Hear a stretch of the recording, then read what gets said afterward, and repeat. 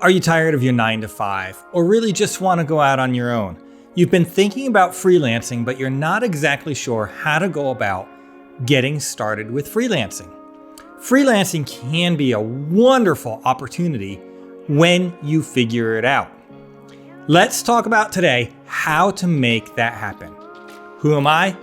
I'm Greg. I am here to help you find success. I am here to help you stop the grind and start doing what you love. Hey, if you need any help with anything I talk about today, or want to talk in general about figuring out your side hustle or freelancing, I've left a link down in the description where you can schedule one-on-one time with me. I would love to help you. Let's get into this. How do we get started with freelancing, especially if we have no experience in freelancing at all? There are so many different ways that you could start freelancing.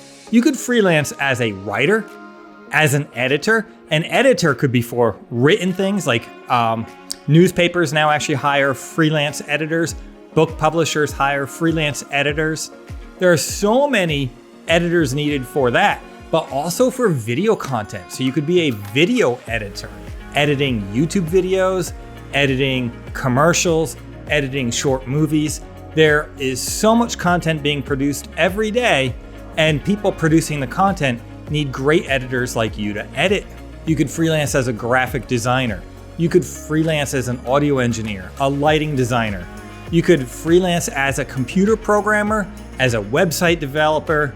You could freelance as a marketer. You could freelance in so many different categories. Basically, if you have a knowledge and a skill, you can sell it as a freelancer, which means you're doing these things. It could even be the same job you're currently doing, but instead of working for somebody else as a W-2 type employee, you're working for yourself, probably working for multiple clients at a time. Some of the benefits of freelancing is you can make more money working less time. You can also design your schedule more around your goals and your desires. Would you like more time at home with your family or more ability to travel? Freelancing can give you that flexibility to design your schedule and to make more money. Freelancing is a great opportunity. Sometimes you hear that freelancers work nonstop all the time, and it certainly does exist where there are freelancers that do this, but you don't have to. You really can design your schedule. The ones who work all the time are either very money hungry and love working all the time, or they haven't learned how to control their schedule and accept only the perfect jobs, the jobs that they really want to do. So to get started, the first thing to do is identify your skills. What are your skills? What is it that you're good at? What is it that you want to freelance doing? Is it being a writer or an editor or a lighting designer or whatever else it is? You could freelance in any field. So what is the skill? What is the job that you want to do as a freelancer? Write this down on a piece of paper because this will help you think through things as we move forward. What is the skill set? What is the job you would like to do as a freelancer? Now, with that skill that you've written down, that job that you want to do, write down a specific niche that you want to focus on. So let's just say it's video editor. If you chose video editor, maybe you want to be a video editor for YouTube channels, or maybe you want to work on short films, or maybe you want to work on editing for TV commercials. Whatever it is, figure out what exactly your niche is and make that niche as detailed as you can so that you understand who your potential target is. Write this down now. What is your niche that you're going to focus on? If you're a writing editor, maybe you focus on nonfiction books, maybe you focus on children's stories, maybe you focus on magazine articles. There's so many different things. Write down your niche so that you can stay in your lane and get your ideal customer. Now that you figured out what you're going to do and who your potential niche is, now you need to build a portfolio. And a portfolio, that sounds fancy, but ultimately it's a type of a resume. So in graphic design, your portfolio is going to include examples of graphic design work you've done.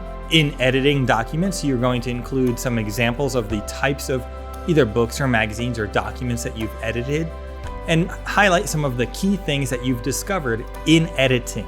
Now, a portfolio could be as simple as a LinkedIn profile that highlights all of these, or it could be a website that has a page that shows all of these things, the page called Portfolio, that highlights all of the things that you've worked on and your skill set pertaining to the niche and skill that you're selling. So as far as like graphic designer, this is very important to have like a website with a portfolio page showing some of the different graphics that you've worked on, the different types of projects you've worked on, so a potential customer can see your skill and see how you match up with what they're looking for and know that when they hire you, you have exactly what they want. Sometimes the portfolio is overcomplicated. You don't need to overcomplicate it. You just need to have something available. Think of it like a paper brochure, but in some kind of digital format is more often how we do this. So whether it's a LinkedIn profile, a website, or something else, you just need a place to show off your skills, a place to direct people to. Ultimately, wherever this lands, whether it's LinkedIn, a website, or something else, you also want your contact information to be able to be there so that a potential customer can contact you after viewing your portfolio. Now, the next step is to find your clients, your customers, the people who are going to pay you. One of the easiest places to get started is to post a gig on a gig platform like Fiverr or Upwork or one of those. Now, this may not be your ultimate destination for finding freelance customers, but it's a place to start and start quickly. So you can go to Fiverr or Upwork or one of the other platforms and build out a gig offering your freelance skills to your potential niche. And by doing this, you're going to get some practice in and start generating some revenue. Now you're also going to start posting to social media and YouTube and other things more about your services and your skills, promoting yourself. Find groups on these platforms that focus on your skill set so that you can talk within these groups and you can talk intelligently about what people are talking about and offering your services within these groups. By offering valuable information in these groups, people are going to get to know you and want to know more about you. They'll visit your profile, they'll visit your portfolio, and they'll start reaching out to you. In some of these groups, you can just directly offer, hey, I can take care of that for you. I would love to chat with you more. Then what you do, you don't just leave it there. You send that particular person a direct message. Those who send a direct message are much more likely to get the job than somebody who just leaves a random comment or something behind. So start sending direct messages to those people that you want to work with. People that you've seen in groups, start to talk about projects that they're trying to work on or things that they need done. Send them a direct message. Hey, I saw your post about this. I would love to help you with that. Another great place to find potential customers is to go to networking events. Think like the Chamber of Commerce. Look up your local Chamber of Commerce and see what events they're doing. Most Chamber of Commerces offer coffee networking type events. They're usually in the mornings. You can go to these and introduce yourself to other business owners, other people who may need your services. One of the best things you can do at these events is introduce yourself to a few people and ask them if you can meet with them for coffee one day this week.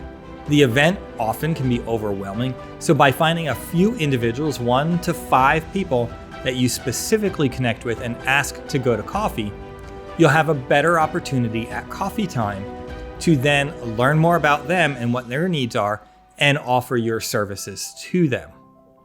One of the best ways to offer your services to them is first ask them about them. Hey, what is it that you do? I would love to learn more. And once they're done explaining to you what they do, they frequently reciprocate and ask, what do you do? Now that they've asked, they've really opened the door wide for you to tell them what you do and how you could possibly help them. Another thing you can do is you can do cold calls or cold pitches.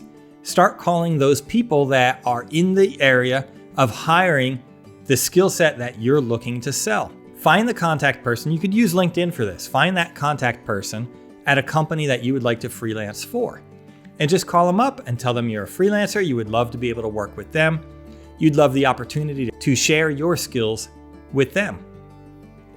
Cold calling may be one of the hardest things for most people to do, but really it's not that hard. You're literally picking up the phone and giving them a call. I don't suggest using spam messages or spam emails because those are just deleted and a waste of your time. Even though there's less friction, which is why people like to do this, well, there's also no result. So what's the point? When you pick up the phone and call them, Your biggest fear is they'll say no. But if they say no, what really happens? Did the world end? No. All they did was say no, they're not interested right now. Thank you very much. Say thank you. You hang up the phone and you move on and call the next person. It's really not that hard. If you can get in the habit of cold calling one person, then one more, it becomes easier and easier. So if you've never called and you're scared to do it, make a goal of calling one person today. Just one. And then 2 days from now, give yourself a day break. 2 days from now, you're going to call one more. If you really want to build your business and make your income and become a profitable, in-demand freelancer, these are some of the steps that you can take to make that happen. And those who aren't willing to take these steps are quite often the people who don't make it as big as they could have, or who don't make it at all. The next thing on the list is obvious. You could ask for referrals. People refer me all the time without me even asking. But in the beginning, I did ask people, hey, if you know anyone else looking for my services, I would love it if you would refer me. And that goes a long way, because when somebody refers you, it carries more weight than when you reach out directly, because I trust people who are making referrals to me. So if your customers can refer you to other people, that is a well-trusted resource already, so they're willing to call you and hire you to freelance for them. Now, when you make proposals to people, you want to be concise and clear. Exactly what is it you're going to provide, and why should they hire you? But don't go on and on and on and on, because then people don't pay attention. Whether you do this in writing or in speech, people hear very clear and concise things. They'll hear the bullet points. Think bullet points. Bullet points work. Speak with very clear, concise points. I will do this and this and this for you, and it will cost this much. That's it. Very clear, very concise. Now, as far as your pricing model for your freelance services, I highly suggest doing it per project. I don't like selling time by the hour. Now, I know what my hourly rate is that I charge, but when I figure out the price for a project, I think about how many hours or how much time is going to take me to do that project. And then I figure out, based on my hourly rate, how much that project should cost, and I sell the project. By doing it this way, if I do the project quickly, I still get all the money that I quoted to do the project. If the project takes me longer than expected, well, I still only get the amount of money that I said I would charge for the project, but then my customer's also happy because they didn't get a surprise bill for paying for 10 hours when they thought they'd only pay for 5. Some of the things to keep in mind when you're freelancing is time management is going to be critical for you. You need to learn how to manage your time very well, because you'll need time to do all of the bookkeeping, you'll need time to do prospecting, calling people, setting up gigs, learning how to find new customers, and meeting with potential customers. You'll also need time to actually do the work that you're selling as a freelancer. And if you don't manage your time well, this could all blow up and just consume all of your time.